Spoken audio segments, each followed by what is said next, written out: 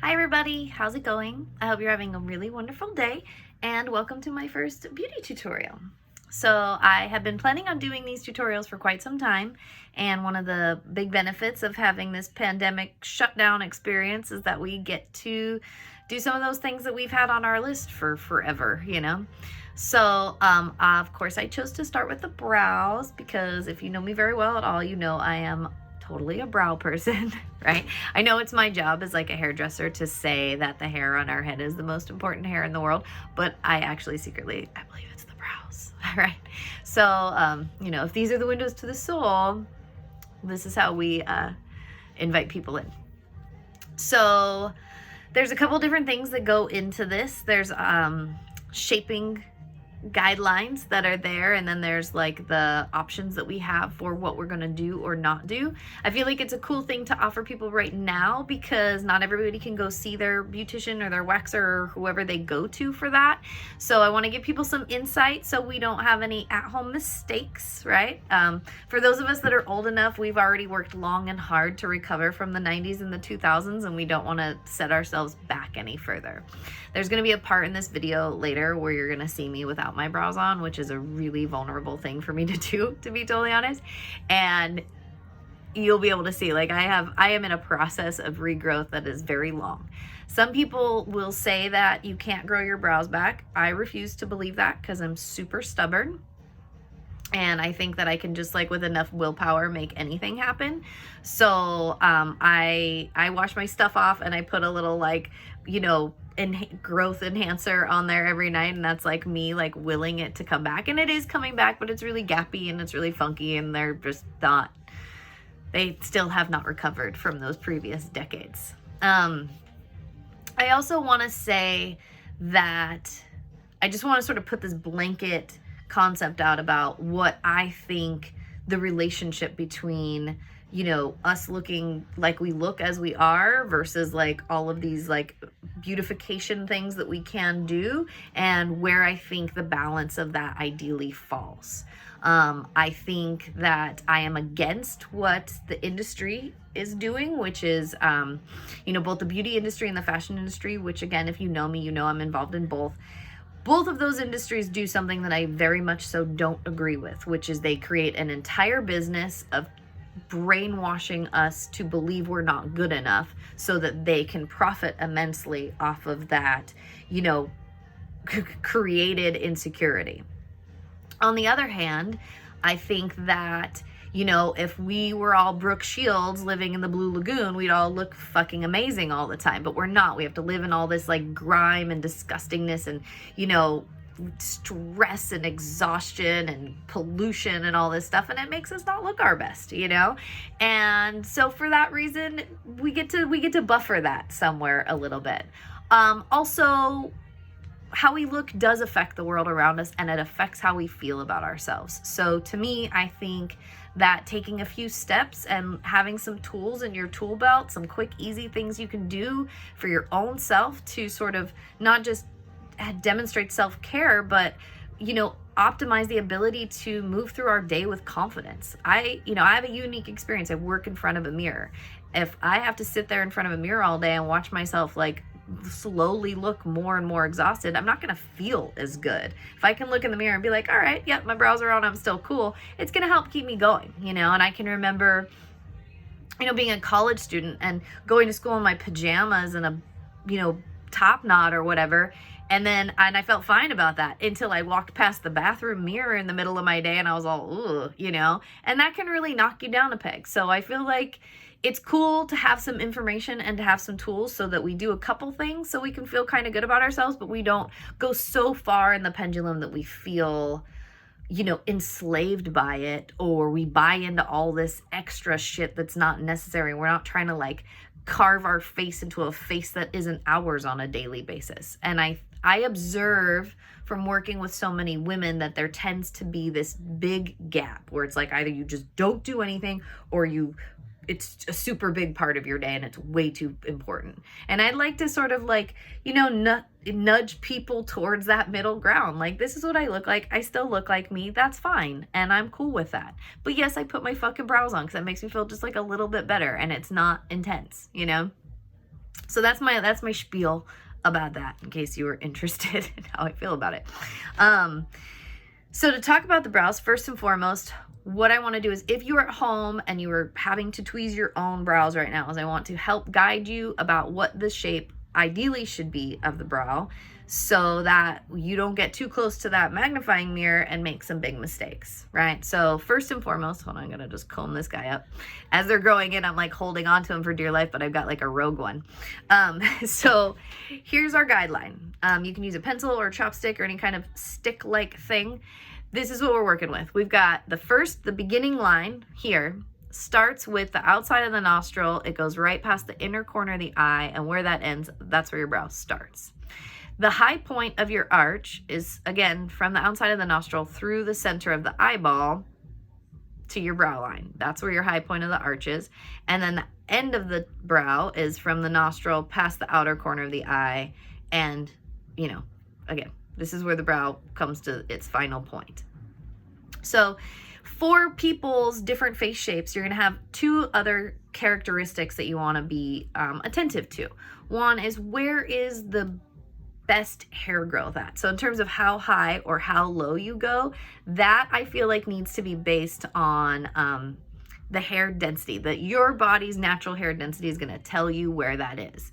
So for me, over the years, especially again through the 2000s, I kept going higher and higher, and I got into like a really like limited region of my hair growth. So when you see me without my brows on later, you'll see this big gap between this, like where my brow was and where the chunk of where I'm trying to grow it back in is lower, because I'm trying to not only get them more even, but get back into where I have the best chance of having like the richest growth.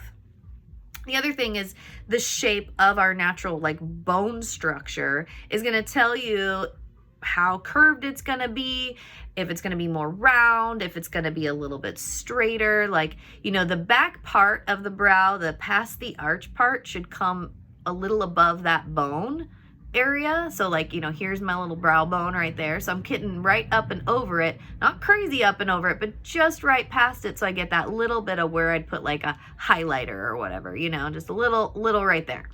But other than that, some people's are going to be more curved, more straight. You know, you just kind of follow as best as you can sort of the natural shape within those guidelines of those like 3 tiers. One of the most common mistakes I feel like I see people do is they lose sense of a graduated taper in this arch. So you can tell like from here to here is all just sort of like a smooth taper. It's getting skinnier, but it's doing it really smoothly. And then from here down, again, another graduated taper. One thing that I see all the time, which I give my clients a big no, you know, don't do that, is people have this tendency to do this thing where it's like thick here and then it just jumps way up like right here, like this like 1/2 inch mark, and then it's like straight and skinny from there. And I don't honestly know what's provoking people to do that.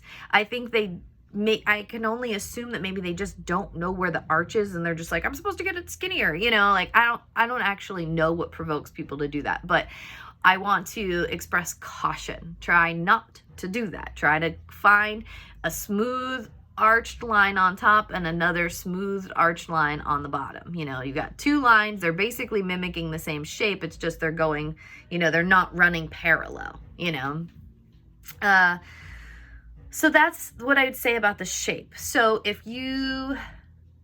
I think we've all had that experience of getting too close to the magnifying mirror with the tweezers and taking a couple too many hairs in one spot and then going, oh shit, there's a chunk missing. Now I have to blend it. And then now I've made my brow way too skinny. One thing I'd say is, if you accidentally take too many hairs, don't blend it. You know, you can use a pencil or some eyeshadow to fill that bad boy in until it grows back in. It's going to take a lot longer to grow in a whole track of hairs than it is just a couple, you know. And I say that from experience, because I've been that guy, you know, in my younger years where I like tweezed too high and I was like, oh shit, well now I got to straighten the line out, and that didn't really work out that well. Another thing I would say you could do is you can use, you know, any kind of liner pencil that you have to just, you know, do the measurements, mark it off for yourself so that you can kind of give yourself, you know, guidelines of like where not to tweeze into. And that's really important if you're in a recovery phase. If you're trying to grow some of this hair back, or, you know, recuperate a fuller brow where it once was too skinny, you're gonna have to sort of set yourself up with a line of like, these ones I can definitely take off. Those ones, even if they're still sporadic and weird and they don't seem like they make sense yet, don't take them off.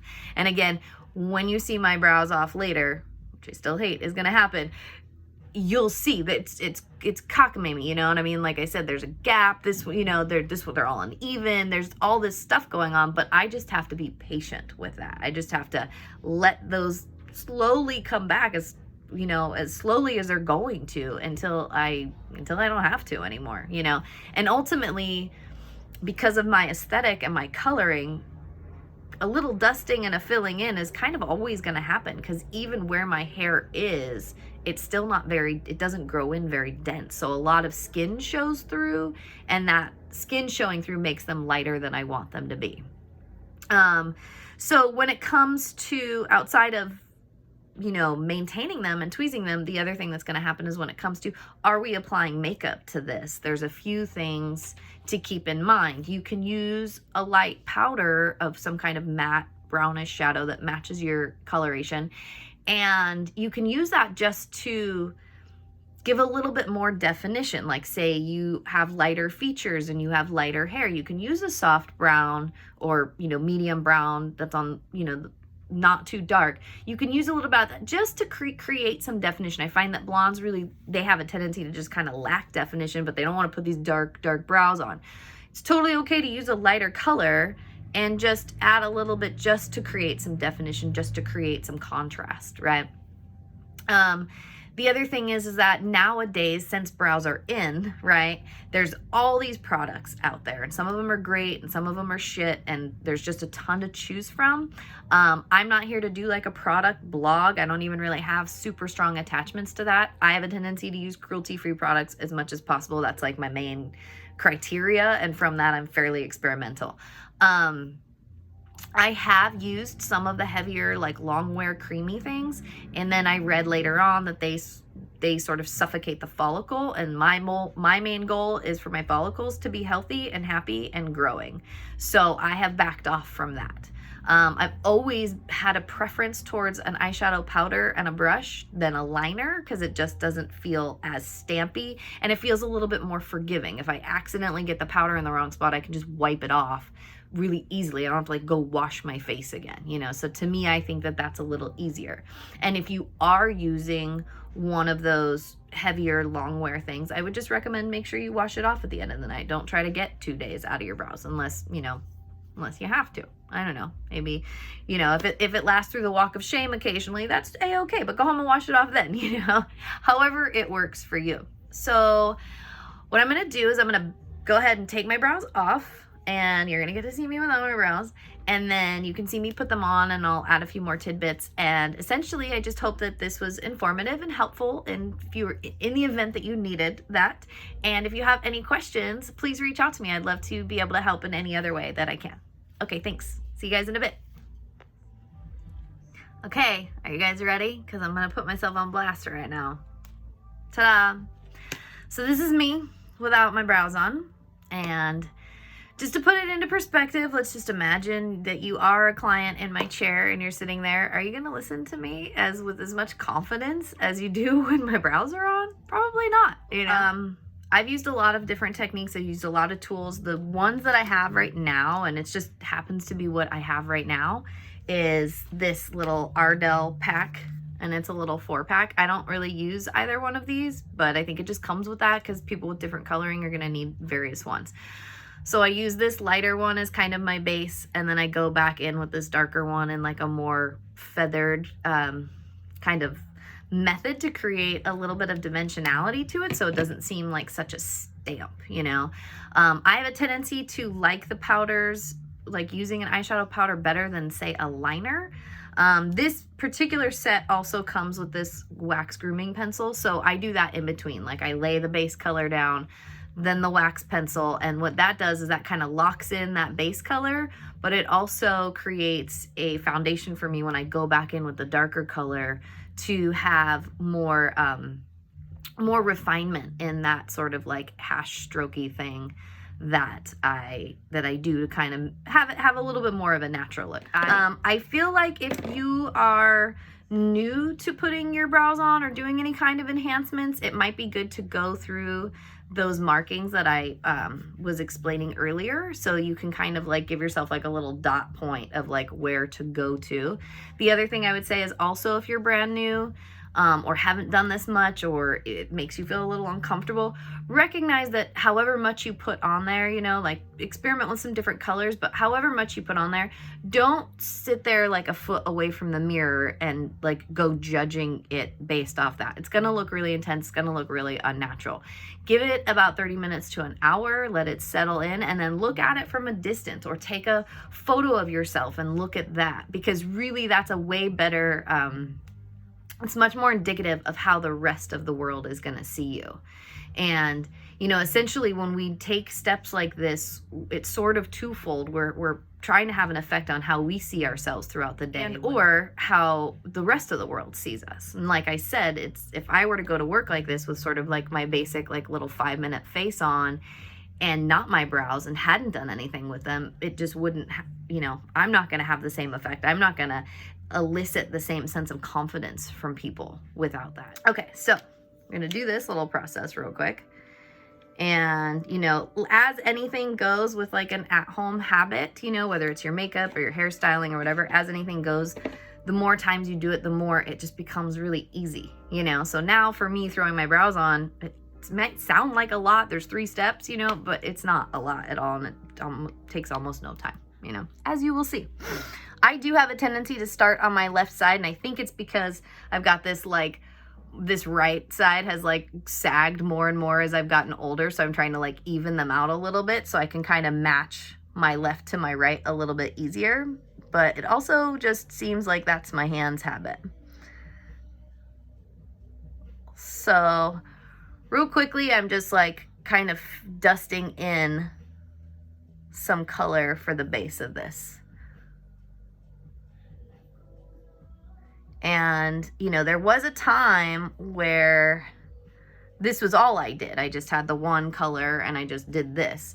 What I found was that while that worked just fine, it was almost too obvious sometimes that that's what it was, and it didn't last very long. And, you know, depending on what your life is like, you might not need much lasting. Or if you have, like if my brows were didn't have a bunch of vanilla ice caps in them from God knows what's happened to them over the years, I was just sort of, you know, adding a little backdrop to my natural hair, this would definitely be fine. So if you have a full enough brow and it's maybe just not dark enough hair, then you can just do this and just give it some support. I need the extra steps because I do have all of those gaps, and then also because of how I work, you know, in the salon, you know, the hot water when I'm shampooing and all that steam in my face, or, you know, the blow dries, or the number of times I try to wipe people's hair shards off my face. I just need something that's going to withstand that experience a little better. So I have really enjoyed this sort of in between of using powder but with the wax pencil to kind of help it. So I have my little base, and, you know, like for the most part, they're looking pretty even. Like I said, we're not going to be 100% symmetrical, and that's a-okay, but it's a lot more symmetrical looking than like this version I had before I put it on, you know what I'm saying? So I get that guy in, and I have, for whatever reason with this pack, I use 2 brushes. Like the brush I used for that was an angle brush, and I'll show it to you real quick, was an angle brush that was just, where's the camera? What is wrong with me? There we go. This is a little bit fuller, whereas the one I do the dark with is a little bit smaller and tighter. So I use that one for the darker one over that wax base to give myself a little bit more of that kind of like hashing effect. I was, and I'm sure you guys have seen it on Instagram, but I had seen on Instagram they have those like little microblade pens, they call it, or whatever. You know, that it's like a pen that makes just like little lines, little parallel lines, so you can, you know, fake microblade your eyes. And I was so excited about it, and I ordered like 3 of them, and then they didn't write for shit. So I wish those worked. If anybody else has found one that they really like, go ahead and let me know which one it was, because the one I ordered totally sucked. I like to start with the bottom line because I feel like the bottom line can be more solid, whereas like it feels kind of, it resembles natural brows a little bit more when the bottom line has a very solid line and then it softens towards the top. So I do my bottom line, you know, and then I kind of hash mark up and away from that. And usually on like the downturn of the brow arch is when I kind of switch my hash marks to down marks. And then I like to use my the little brush part of it and just kind of give it a little bit of brush. It kind of just softens that first edge. So again, you know, I don't mind that they seem full-bodied, and it's okay with me if people know that I put brows on, but I also don't want them to feel really, really heavily stamped. Okay, so how's that? Look, now I'm me. Now you can like take hair advice from me and feel super confident about it again, you know. But this is how I do it, and makes me feel a lot better, you know. So I hope you have fun experimenting with this and got some good insights in case you were feeling like you didn't know how to approach this right now. And happy brows, everybody. Have a great day.